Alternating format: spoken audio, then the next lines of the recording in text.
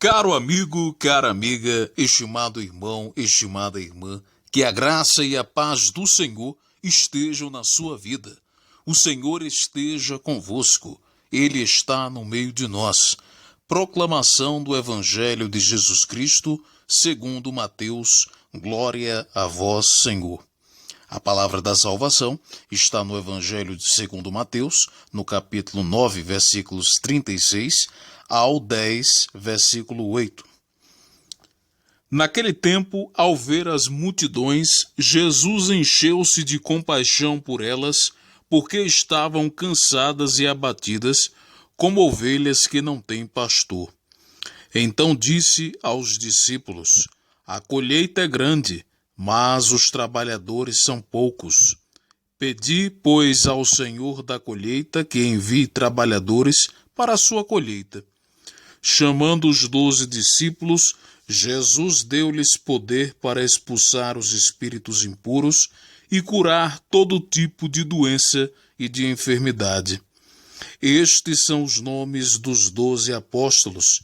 Primeiro, Simão, chamado Pedro, e depois André, seu irmão, Tiago, filho de Zebedeu, e seu irmão João, Filipe e Bartolomeu, Tomé e Mateus, o publicano, Tiago, filho de Alfeu, e Tadeu, Simão, o cananeu, e Judas Iscariotes, que foi o traidor de Jesus.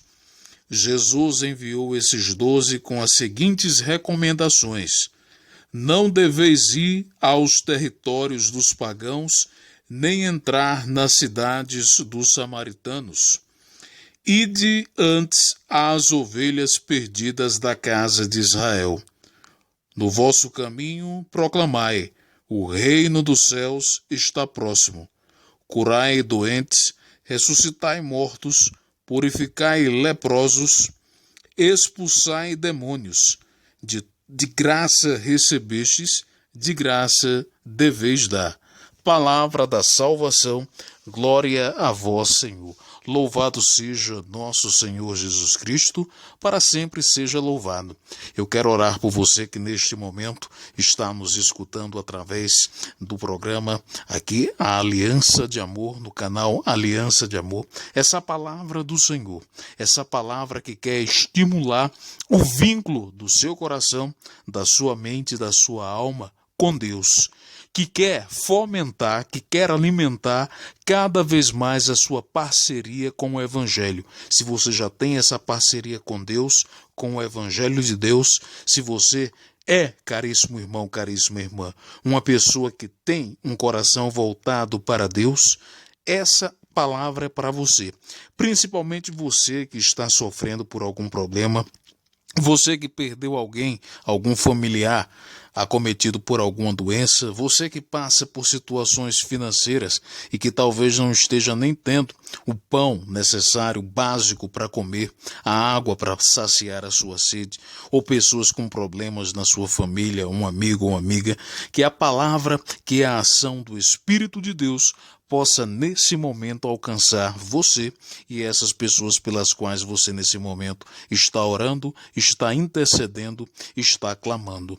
Nós estamos ouvindo agora essa palavra do próprio Jesus no Evangelho segundo Mateus, em que Jesus ele vê uma multidão sofrida, uma multidão abatida, fruto de problemas religiosos e também políticos, por causa de sacerdotes da religião judaica que tinham o seu centro de poder religioso e econômico em Jerusalém, cidade importantíssima e sede do poder religioso e econômico em Israel, e esses sacerdotes, principalmente os sacerdotes da ala primaz, do alto clero da religião judaica, mantinham várias relações políticas com o Império Romano, que dominava toda essa região, principalmente Israel, mas toda a região do mundo nesta época, em que Jesus viveu, em que Jesus operou o seu reino, ensinando o reino do Pai, o reino dele e o reino do Espírito Santo, o reino de Deus,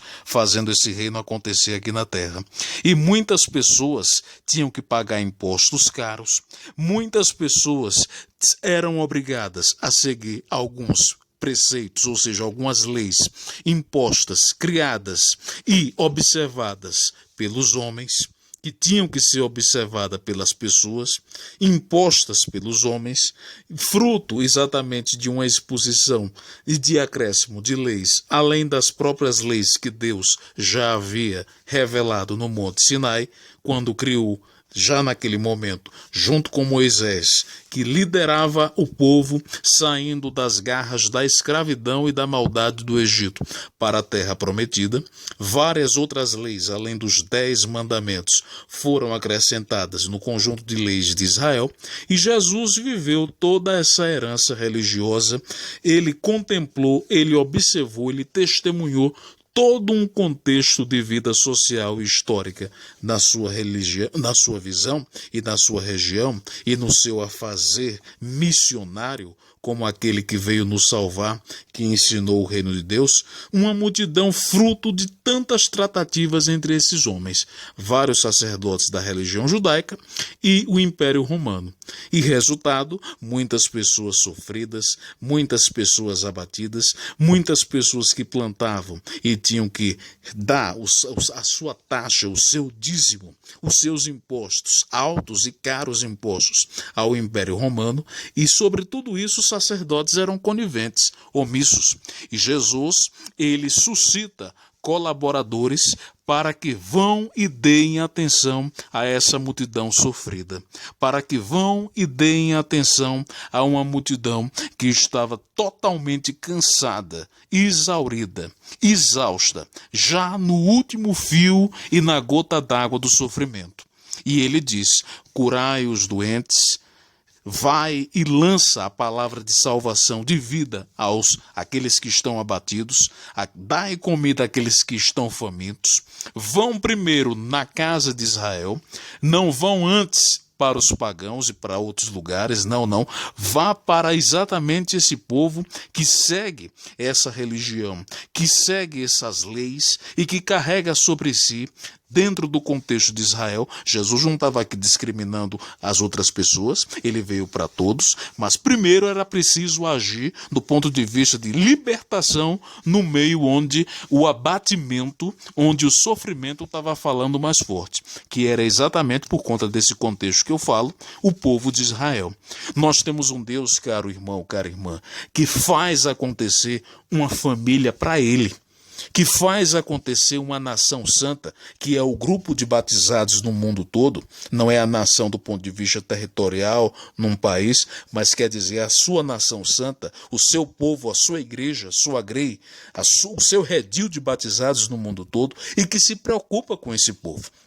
Então é preciso que nós, que somos batizados, que dissemos que somos cristãos, você que é cristã, você que é cristão, se preocupe também com o próximo, porque às vezes nós queremos um Deus para fazer exatamente aquilo que muitos religiosos dessa época de Jesus faziam tratativas. Eu quero um Deus com o qual eu possa negociar para que eu possa oferecer a ele alguma coisa, como se Deus precisasse de alguma coisa, oferecer a ele uma oferta em troca de um benefício que ele possa me dar. E os outros que se danem. Esse tipo de atitude acontecia juntamente com os sacerdotes associados ao Império Romano, e poucos se lixavam para o povo. E Jesus, ele suscita, ele chama, ele vocaciona, ele dá a bênção de unção para uma missão, um chamado a esses 12, e esse chamado ele é estendido a cada pessoa, a cada irmã e a cada irmão, e recebeu o batismo. Eu preciso batizar um neto, eu preciso batizar um sobrinho, eu preciso batizar um filho, porque é tradição dentro da família, mas o batismo não é para isso, para atender tradição familiar. Um batismo é o chamado de Deus para uma criatura que quando nasce ainda não é filho ou filha de Deus, mas que torna aquela pessoa, lavada pelo sangue, pela água de Jesus, um filho e filha de Deus. E para que isso? Com qual objetivo? Apenas para receber um selo? Apenas para receber um certificado? Apenas para dizer que está quites com Deus ou com a religião? Não, é em função de uma missão. Principalmente a missão de amar, principalmente a missão de se importar, principalmente a missão de ser aquilo que ele quis que os discípulos nesse evangelho fossem: colaboradores no amor e para levar o amor e a dignidade para esse povo sofrido. Porque um cristão que olha para alguém que sofre com o cantinho do olho ou com desprezo, não é cristão, está sendo religioso. Quer Deus ou coisas ou favores de Deus para si, e os outros que se danem.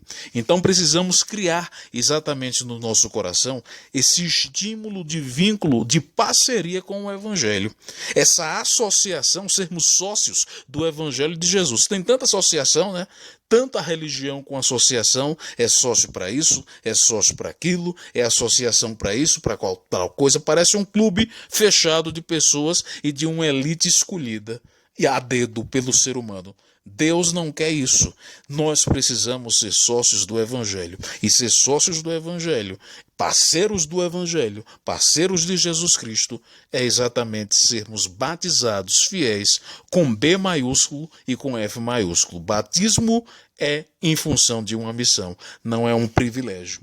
Deus escolheu colaboradores, mas muitos estão em falta com o Espírito de Deus.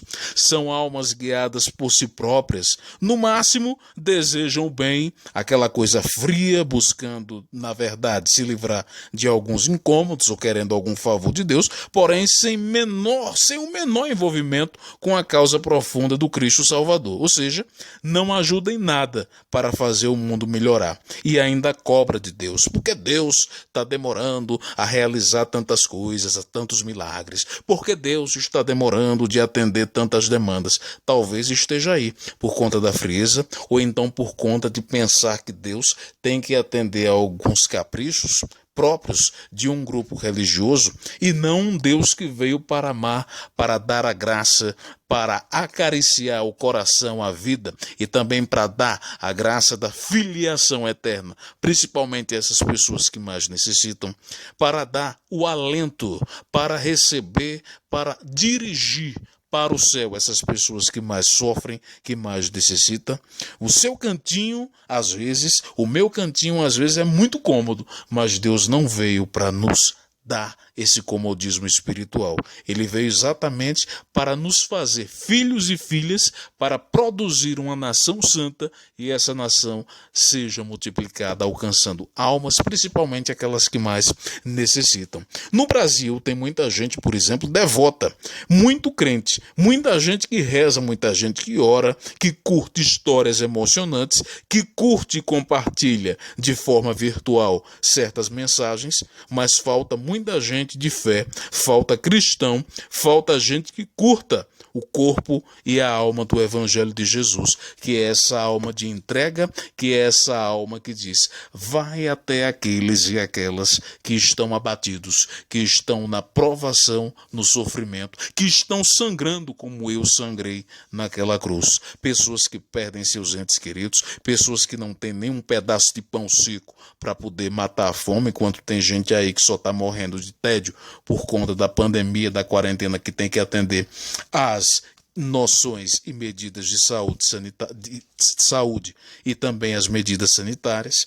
Muita gente sofrendo e ao invés de orarmos ou procurarmos fazer algo para amenizar ou até resolver o problema do próximo, às vezes reclamamos, às vezes desejamos que Deus faça muito mais do que aquilo que nós merecemos. E Jesus ele deixa bem claro nesse evangelho de hoje que nós somos nas pessoas desses discípulos, nós somos nas pessoas desses aos quais ele falou nesse evangelho, pessoas também chamadas pelo batismo que recebemos a voltar o nosso olhar para o outro, para aquela pessoa que mais necessita, porque foi para isso que Deus criou uma nação santa, ou seja, uma igreja. E se igreja não servir para isso, ela não vai servir para nada, porque diante de Deus, quando nós estivermos diante dele, ele vai perguntar: amou, serviu aquela pessoa que mais necessitava, esteve presente para amenizar, para ajudar como um sirineu a carregar a cruz de quem mais está necessitando? Ou apenas ficou na religião, na reza, na oração em prol de si próprio? Isso não vai adiantar, isso não leva ninguém para o céu.